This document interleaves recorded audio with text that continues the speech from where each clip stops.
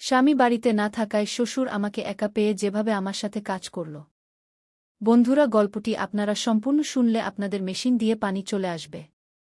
আপনারা হাতের কাজ করতে বাধ্য হবেন। হাতের কাজ করার আগে অবশ্যই হাতের কাছে টিস্যু রাখবেন এবং কানে হেডফোন লাগিয়ে গল্পটি শুনবেন। হ্যালো বন্ধুরা, তোমরা সবাই কেমন আছো? আমার নাম নেহা এবং আমার বিয়ে হয়ে গেছে 4 বছর। আমার বয়স 25 বছর। স্বামী সরকারি চাকরিতে এবং প্রায় বাড়ির বাইরেই থাকেন। আমাদের বিয়ের 4 বছর পেরিয়ে গেছে, কিন্তু এখনও আমাদের কোনো সন্তান হয়নি। সম্ভবত কারণ তিনি আমাকে সময় দেন না। বিয়ের প্রথম দিনগুলোতে সব ঠিক ছিল, কিন্তু ধীরে ধীরে দূরত্ব বাড়তে লাগল। এখন তো সপ্তাহ কেটে যায় এবং আমি তার কাছ থেকে কোনো আপনত্বই অনুভব করি না। শুরুতে আমি এই পরিবর্তন বুঝতে পারিনি, কিন্তু এখন এটা একটা অভ্যাস হয়ে গেছে। সারাদিন বাড়ির কাজে ব্যস্ত থাকি এবং রাতে একাই পাশ ফিরে ফিরে ঘুমিয়ে পড়ি। কোনো আকাঙ্ক্ষা নেই, কোনো ইচ্ছা নেই, কেউ সঙ্গ দেবারও নেই। কিন্তু এখন এই শূন্যতা আমার ভেতর পর্যন্ত ছড়িয়ে পড়েছে। শ্বশুরজি সবসময় শান্ত স্বভাবের ছিলেন। স্বামী না থাকলেও তিনি আমার সব কাজ করে দিতেন। কখনো কখনো আমি নিজেই লজ্জা পেয়ে যেতাম। আমার জন্য প্রতিদিন চা বানানো, হালকা কাশি দিয়ে জল চাওয়া বা রাতে আঙিনায় বসে গল্প করা, এসব এখন নিত্যদিনের রুটিন হয়ে গেছে। সেই দিন সকালের হালকা ঠান্ডা হাওয়া শরীরে লেগেছিল। আমি আঙিনায় চারপাই পেতে রেখেছিলাম। হাওয়ার ঝাপটায় আমার দোপাটা সরে গিয়েছিল এবং ঠিক তখনই আমি শ্বশুরজিকে দরজায় দাঁড়িয়ে থাকতে দেখলাম। তিনি নিঃশব্দে আমাকে দেখছিলেন, তারপর বললেন, বউ, এখানে ঘুমিয়েছ নাকি? তার কণ্ঠে একটু কম্পন ছিল, কিন্তু আমার গায়ে কাঁটা দিয়ে উঠেছিল। আমি নিজেকে সামলে বললাম, বাবুজি, ভেতরে খুব গরম লাগছিল, তাই এখানে চলে এসেছি। তিনি হেসে বললেন, হাওয়া তো সত্যিই ভালো বয়। আমিও এখানেই বসে যাই। তিনি আমার পাশেই চারপাই টেনে বসলেন। তার বসার পর আমি আরও অস্বস্তি বোধ করলাম। এই অদ্ভুত অস্থিরতা কি ছিল? কেন তার উপস্থিতিতে আমার ভেতর এক অদ্ভুত গরম ছড়িয়ে পড়ছিল? তার দৃষ্টি অনুভব করতে থাকলাম। আমি চোখ নিচু করলাম, কিন্তু এবার ইচ্ছা করেও উঠতে পারলাম না। তিনি ধীরে ধীরে জিজ্ঞাসা করলেন, বউ, ঠান্ডা লাগছে না তো? আমি মাথা নিচু করে বললাম, না, আমি ঠিক আছি। তিনি হালকা হেসে বললেন, নিজের যত্ন নিয়েও। তার কথায় এক অদ্ভুত আপনত্ব ছিল। কিছুক্ষণের জন্য নীরবতা নেমে এল। হাওয়া হালকা ঠান্ডা হয়ে গিয়েছিল এবং আমি আমার শাড়ি ঠিক করতে লাগলাম। হঠাৎ হাওয়ার এক তীব্র ঝাপটা এল এবং আমার চুল ছড়িয়ে গেল। আমি যেমনই তা গোছাতে হাত বাড়ালাম, তার হাত আর আমার হাত লেগে গেল। আমি ভয়ে হাত পিছিয়ে নিলাম, কিন্তু তিনি সরে যাওয়ার বদলে আমার চোখের দিকে তাকিয়ে রইলেন। সেই মুহূর্তে সময় যেন থেমে গিয়েছিল। তার স্পর্শে হৃদয় আরও দ্রুত স্পন্দিত হচ্ছিল। আমি জানি না কেন, কিন্তু আমি তার দৃষ্টি এড়াতে পারছিলাম না। কোথাও যেন আমিও তার কাছাকাছি আসতে চাইছিলাম। তারপর শ্বশুরজি উঠে চলে গেলেন। রাত হয়ে গিয়েছিল, কিন্তু আমি বিছানায় শুয়েও ঘুমাতে পারছিলাম না। পাশ ফিরে ফিরে শুধু সেই মুহূর্তই মনে পড়ছিল, শ্বশুরজির আমার পাশে বসা, তার গভীর চোখে আমার মধ্যে কিছু খোঁজা, তার স্বর, তার ভঙ্গি আর তার স্পর্শ। আমি মাথা নাড়লাম, না, আমার এমনটা ভাবা উচিত নয়। কিন্তু কি করব? যখনই চোখ বন্ধ করি, সেই মুহূর্তগুলোই সামনে ভেসে ওঠে। হৃদয়ের কোনো কোণে এক অদ্ভুত অনুভূতি জন্ম নিচ্ছিল। সকালে উঠে দেখলাম শ্বশুরজি আগে থেকেই আঙিনায় দাঁড়িয়ে আছেন। তার মুখে সেই গভীর হাসি ছিল। আমি চোখ নিচু করলাম এবং দ্রুত রান্নাঘরে চলে গেলাম। চা বানানোর সময় নিজের সঙ্গে যেন লড়াই করছিলাম, এসব ভুল, আমি কেন তার সম্পর্কে এমন ভাবছি। চায়ের ট্রে নিয়ে যখন তার কাছে পৌঁছলাম, তিনি আগের মতোই মুখে। 4 বছর ধরে মনে যে খালি ভাবটা আমি উপেক্ষা করে আসছিলাম, তা কি এখন পূরণ হতে শুরু করেছে? শ্বশুর মশাই আমাকে কখনো ভুল দৃষ্টিতে দেখেননি, কিন্তু আজ প্রথমবার মনে হলো আমি একা নই, কান্না করছি। কেউ একজন আছেন যে আমাকে বোঝে, আমার দিকে তাকায়, আমার ক্লান্তি অনুভব করে, আমার নীরবতার মধ্যে লুকানো শব্দগুলো শোনে। কিন্তু এটা কি ঠিক?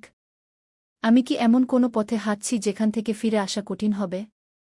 কিছুক্ষণ পর আমি রান্নাঘরে যেতে যেতেই তার কণ্ঠ শোনা গেল, বউ, সন্ধ্যায় মাঠে যাবে? আমি থমকে গেলাম। অজান্তেই আমার ঠোঁটে হালকা হাসি ফুটে উঠল। দেখে নে বাবুজি, বলেই আমি তাড়াতাড়ি রান্নাঘরে চলে গেলাম। তখনও আমার হৃদয় দ্রুত স্পন্দিত হচ্ছিল। এই অনুভূতিটাকে কি নাম দেব জানি না। যা ঘটছে তা কি ভুল? কিন্তু সত্যি বলতে, এখন এই অনুভূতিগুলো থেকে পালাতে ইচ্ছে করছিল না। সকাল থেকেই মনে অদ্ভুত অস্থিরতা কাজ করছিল। বারবার মনে হচ্ছিল আজ আমি শ্বশুর মশাইয়ের সাথে মাঠে যাচ্ছি। নিজেকে অনেক বোঝানোর চেষ্টা করেছি যে এটা একটা সাধারণ দিনের মতোই হবে, কিন্তু সত্যি বলতে আজকের দিনটা সাধারণ ছিল না। আজ প্রথমবার নিজেকে মিথ্যা বলতে পারছিলাম না। শাড়ি ঠিক করতে গিয়ে আয়নায় নিজেকে দেখলাম। কি খুব বেশি প্রস্তুতি নেওয়া উচিত?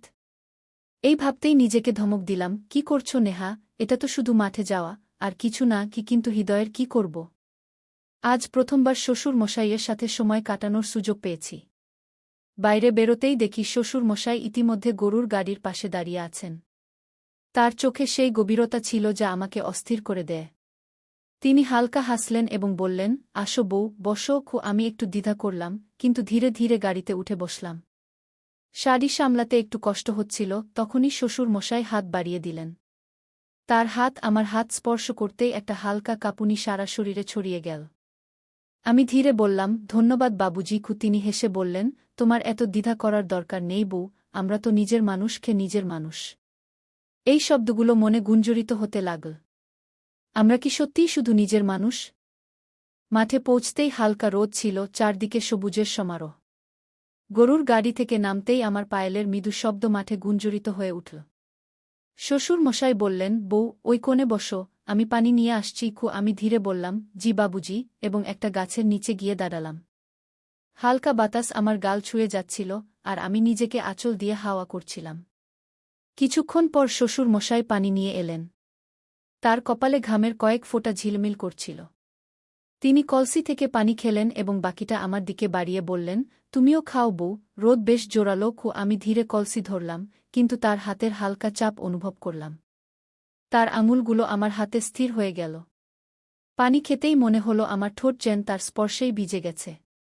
আমি নিচু করে নজর ফিরিয়ে নিলাম। শ্বশুর মশাই গম্ভীর কণ্ঠে বললেন, বউ, তুমি এই মাঠে খুব সুন্দর লাগছ। আমার হৃদয় দ্রুত স্পন্দিত হতে লাগল।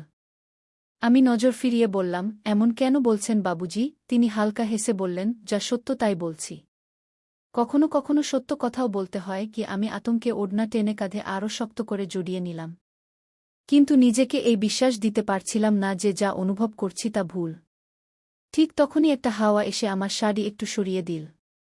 আমি তাড়াতাড়ি শাড়ি ঠিক করতে হাত বাড়ালাম, কিন্তু শ্বশুর মশাইও তার হাত বাড়ালেন, সম্ভবত সাহায্য করার জন্য। আমাদের আঙুল আবারও স্পর্শ করল। একটা হালকা শিহরণ আমার সারা শরীরে ছড়িয়ে গেল। আমি নজর নিচু করে ফেললাম, কিন্তু ভেতরে একটা অদ্ভুত অনুভূতি হচ্ছিল। শ্বশুর মশাই হালকা হেসে আমার হাত থেকে পল্লব ধরে ঠিক করে দিলেন। তার আঙুলের স্পর্শ আমার ত্বককে আরও গরম করে দিল। আমি দ্রুত হৃদয় নিয়ে বললাম, বাবুজি, আমি দেখে নিই সব ঠিকমতো হয়েছে কিনা। তিনি হালকা করে আমার দিকে তাকালেন এবং গভীর কণ্ঠে বললেন, বউ, তোমার এত অস্থিরতা কেন হচ্ছে? আমি হতভম্ব হয়ে মাথা নিচু করে ফেললাম। কিছু বলতে চাইলাম, কিন্তু ঠোঁট শুকিয়ে গিয়েছিল। সত্য বলার সাহস ছিল না, আবার লুকানোর শক্তিও ছিল না। দিন যত যাচ্ছিল, শ্বশুর মশাইয়ের পাশে থাকা সত্ত্বেও নিজেকে তার কাছাকাছি অনুভব করছিলাম। তার সংস্পর্শ, তার কথা, তার হালকা স্পর্শ, সবকিছু আমাকে ধীরে ধীরে তার দিকে টানছিল। সন্ধ্যা পর্যন্ত আমার ভেতরে একটা অদ্ভুত অস্থিরতা কাজ করছিল। এটা কি শুধুই একজন বউয়ের শ্বশুরের প্রতি শ্রদ্ধা, নাকি আমার ভেতরে একটা নতুন আকাঙ্ক্ষা জেগে উঠছে? সন্ধ্যা হয়ে গিয়েছিল, মাঠে সূর্য ডুবে যাচ্ছিল। হালকা বাতাস বইছিল, কিন্তু আমার ভেতরে একটা অদ্ভুত উত্তাপ ছিল। শ্বশুর মশাইয়ের স্পর্শ, তার দৃষ্টির গভীরতা, তার কথাগুলো সব মনে কোথাও আটকে গিয়েছিল। বলগাড়ি তৈরি ছিল এবং আমি শাড়ি ঠিক করতে করতে তার কাছে পৌঁছলাম। উঠতে কষ্ট হচ্ছিল, তখনই শ্বশুরজি হাত বাড়িয়ে দিলেন, আয় বউ, আমি সাহায্য করে দিই। তার আওয়াজ ধীর ছিল, কিন্তু তাতে এমন কিছু ছিল যা হৃদয়ের ধড়ফড়ানি বাড়িয়ে দিল। আমি একটু দ্বিধা করে আমার হাত এগিয়ে দিলাম। তার শক্ত আঙুলগুলো যখন আমার নাজুক হাতটা ধরে ফেল, এক অদ্ভুত গরম অনুভূতি আমার শিরায় ছুটে গেল। আমি তাড়াতাড়ি বলগাড়িতে বসে বললাম, ধন্যবাদ বাবুজি। শ্বশুরজি একটু হেসে আমার দিকে তাকিয়ে বললেন, তুমি খুব তাড়াতাড়ি ঘাবড়ে যাও বউ। আমি নজর নামিয়ে নিলাম। তিনি কি আমার মনের হালচাল পড়ে ফেলেছিলেন? রাস্তা নির্জন ছিল, দূরে দূরে কেউ ছিল না। বলগাড়ি ধীরে ধীরে দুলতে দুলতে চলছিল। আমি এক পাশে বসেছিলাম, শ্বশুরজি অন্য পাশে। রাতের হালকা ঠান্ডায় বাতাস আমার গাল ছুঁয়ে যাচ্ছিল, কিন্তু আমার শরীর অন্য কোনো কারণে গরম ছিল। শ্বশুরজির উপস্থিতি, তার দৃষ্টির তাপ, কিছুক্ষণ পর বলগাড়ি একটু ঝাঁকি দিয়ে থেমে গেল। আমি একটু হেলে পড়লাম, আর শ্বশুরজির হাত হঠাৎ আমার কোমরে এসে লাগল। সাবধানে বউ, তিনি ঘাবড়ে গিয়ে বললেন। কিন্তু আমার হৃদয় ইতিমধ্যেই দ্রুত স্পন্দিত হচ্ছিল। তার হাত আমার কোমরে কিছুক্ষণ লেগে থাকল। আমি নজর নামিয়ে নিলাম, কিন্তু আমার শ্বাস দ্রুত হয়ে গিয়েছিল। তিনি ধীরে হাত সরিয়ে নিয়ে গভীর আওয়াজে বললেন, তুমি খুব মাসুম বউ। আমার আঙুলগুলো আমার শাড়ির আঁচল শক্ত করে ধরে ফেলেছিল। আমি কি এখন নিজেকে আর সামলাতে পারছিলাম না? যখন আমরা বাড়ি পৌঁছলাম তখন অন্ধকার হয়ে গিয়েছিল। শ্বশুরজি বলগাড়ি থেকে নেমে আমার দিকে এগিয়ে এলেন। আয় বউ, বিশ্রাম নে, খুব ক্লান্ত হয়ে গেছিস। আমি মাথা নিচু করে ধীরে বললাম, জি বাবুজি। কিন্তু যখন আমি ভিতরে যেতে লাগলাম, আবার একবার তার হাত আমার আঁচলটা হালকা করে ধরে ফেল। আমার পা সেখানেই থেমে গেল, হৃদয় জোরে ধড়ফড় করতে লাগল। বউ, তার আওয়াজ ধীর ছিল, কিন্তু তাতে এমন কিছু ছিল যা ভিতর পর্যন্ত অনুভূত হচ্ছিল। আমি ধীরে মাথা ঘুরালাম, আমাদের চোখে চোখ পড়ল, আর এবার আমি নজর নামালাম না। কিছু ছিল যা অসম্পূর্ণ থেকে গিয়েছিল, কিছু ছিল যা এখন খুলে বলার অপেক্ষায় ছিল। ঘরে এসে আমি বিছানায় বসলাম, কিন্তু হৃদয় এখনও বলগাড়ির সেই মুহূর্তে আটকে ছিল। শ্বশুরজির আমার আঁচল ধরা, তার গভীর দৃষ্টি আমার চোখে নামা, সব যেন থমকে গিয়েছিল। আমি ধীরে আমার কবজি ছুঁইলাম, যেখানে তিনি হালকা স্পর্শ করেছিলেন, সেই স্পর্শ এখনও অনুভূত হচ্ছিল। এটা কি হচ্ছে আমার? আমি নিজেকে বললাম। 4 বছরের একাকিত্ব হয়তো আমাকে এই মোডে এনে দাঁড় করিয়েছে। স্বামীর কাছ থেকে কোনো স্নেহ পাইনি, আর এখন হৃদয় অন্যদিকে টানছে। আমি পাশ ফিরে শুয়ে পড়লাম, চোখ বন্ধ করার চেষ্টা করলাম, কিন্তু মাথায় শ্বশুরজির মুখ ঘুরতে লাগল, তার সেই হালকা হাসি, তার কথায় লুকানো অনুভূতি, আর তার আমার কাছাকাছি আসা। ঠিক তখন দরজায় হালকা কড়া নাড়ল। বউ, ঘুমিয়েছিস? শ্বশুরজির আওয়াজ ছিল। আমি ঘাবড়ে গেলাম, কিন্তু নিজেকে সামলে উঠে দরজা খুললাম। সামনে সেই চোখ, সেই গভীরতা। বাবুজি, এত রাতে? আমি ধীর স্বরে বললাম। তিনি হালকা আওয়াজে বললেন, ঘুম আসছে না? তোমার সাথে কিছু কথা বলতে ইচ্ছে করল। আমার হাত ঠান্ডা হয়ে গেল, হৃদয় জোরে ধড়ফড় করতে লাগল। জি বলুন, আমি নিজেকে সামলে বললাম। শ্বশুরজি কিছুক্ষণ চুপ থেকে ধীরে বললেন, বউ, তার আওয়াজে গাম্ভীর্য ছিল, তুমি খুব একা, তাই না? আমি ধীরে মাথা নিচু করলাম। এতদিন যা অনুভব করছিলাম তা এখন লুকানোর কোনো মানে ছিল না। তিনি বললেন, আমি জানতাম, কিন্তু আমি দেখতে চেয়েছিলাম তুমি সত্যিই কতটা অসহায়। আমি চমকে তার দিকে তাকালাম। তাহলে এসব একটা পরীক্ষা ছিল? বউ, তিনি এগিয়ে বললেন, আমি ভেবেছিলাম হয়তো তোমার কারও সাহায্য দরকার, কিন্তু তোমার আমার নয়, তোমার স্বামীর সাহায্য দরকার। আমার চোখে হালকা ভেজা ভাব এল। সত্যি তো এটাই ছিল যা আমি নিজের কাছ থেকেও লুকিয়ে রেখেছিলাম। তোমার জায়গা আমার কাছে নেই বউ, শ্বশুরজি স্নেহে বললেন, তোমার জায়গা আমার ছেলের কাছে। আর এখন আমি তাকে বলব সে কত বড় অন্যায় করেছে তোমার সাথে। পরের সকালে শ্বশুরজি তার ছেলেকে ডাকলেন। যখন সে গ্রামে ফিরল, শ্বশুরজি তাকে পাশে বসিয়ে গম্ভীর স্বরে বললেন, বেটা, তুমি কি কখনো ভেবেছ তোমার স্ত্রী কেমন করে দিন কাটাচ্ছে? স্বামী চমকে আমার দিকে তাকাল। মানে কি বাবুজি? শ্বশুরজি বললেন, সে 4 বছর ধরে তোমার অপেক্ষায় বসে আছে। কিন্তু তোমার তো শুধু চাকরি নিয়ে মাথা। বিয়ের মানে শুধু নামের সম্পর্ক নয়। স্বামী মাথা নিচু করল, হয়তো প্রথমবার তার ভুলের অনুভূতি হচ্ছিল। তুমি যদি এখনও তোমার স্ত্রীর পাশে না দাঁড়াও, একদিন সে সত্যিই একা হয়ে যাবে, শ্বশুরজি বললেন। এখন সিদ্ধান্ত তোমার হাতে, হয় তোমার সম্পর্কটা বাঁচাও, নয়তো তারপর তাকে এভাবেই কষ্টে ছেড়ে দাও। স্বামী কিছুক্ষণ ভাবলেন, তারপর আমার দিকে তাকালেন। আমার মুখে আশা ছিল, কিন্তু ভয়ও ছিল। তারপর তিনি শ্বশুরের পা ছুঁয়ে বললেন, বাবুজি, আপনি ঠিক বলেছেন। আমি এখন থেকে চাকরি ছেড়ে দেব এবং আমার স্ত্রীর সাথে থাকব, ক্ষেত সামলাব। কিন্তু এখন তাকে একা ছাড়ব না গিয়ে। কয়েক মাস পর সবকিছু বদলে গিয়েছিল। স্বামী চাকরি ছেড়ে দিয়েছিলেন এবং পুরো সময় বাড়িও খেতে দিতে শুরু করেছিলেন। এখন তিনি আমার সাথে ছিলেন, আমার হাত ধরার জন্য, আমার সুখ দুঃখের সাথী হওয়ার জন্য। ধীরে ধীরে আমিও বদলাতে শুরু করলাম। এখন আমি একা ছিলাম না, এখন আমার দুনিয়া পূর্ণ হয়ে গিয়েছিল। কয়েক বছর পর আমাদের গোদও ভরে গেল। 1 নয়, 2 ছেলের সাথে আমাদের পরিবার সম্পূর্ণ হয়ে গেল। শ্বশুরজি আমাদের দেখে হাসতেন। তিনি শুধু একজন শ্বশুরের নয়, একজন বাবারও দায়িত্ব পালন করেছিলেন। তিনি আমার একাকিত্বকে চিনতে পেরেছিলেন, কিন্তু আমাকে ভুল পথে যেতে থেকেও বাঁচিয়েছিলেন। আজ যখন আমি পিছনে ফিরে তাকাই, তখন অনুভব করি যে একজন শ্বশুর যদি চান, তাহলে তিনি তার বউয়ের জীবন সাজিয়ে দিতে পারেন। এই গল্পটি একজন ভালো শ্বশুরের উদাহরণ, যিনি তার বউয়ের অনুভূতিকে বুঝেছিলেন এবং তাকে সঠিক পথ দেখিয়েছিলেন। বন্ধুরা, এই গল্প থেকে আমরা একটি বড় শিক্ষা পাই। একজন স্ত্রীর শুধু স্বামীর নামের প্রয়োজন হয় না, বরং তার সাথে তার ভালোবাসা এবং সময়ের প্রয়োজন হয়। যখন একজন মহিলা বিয়ে করে, তখন সে এই আশা করে না যে তার স্বামী তাকে দামি উপহার দেবে বা উচ্চ মহলে রাখবে।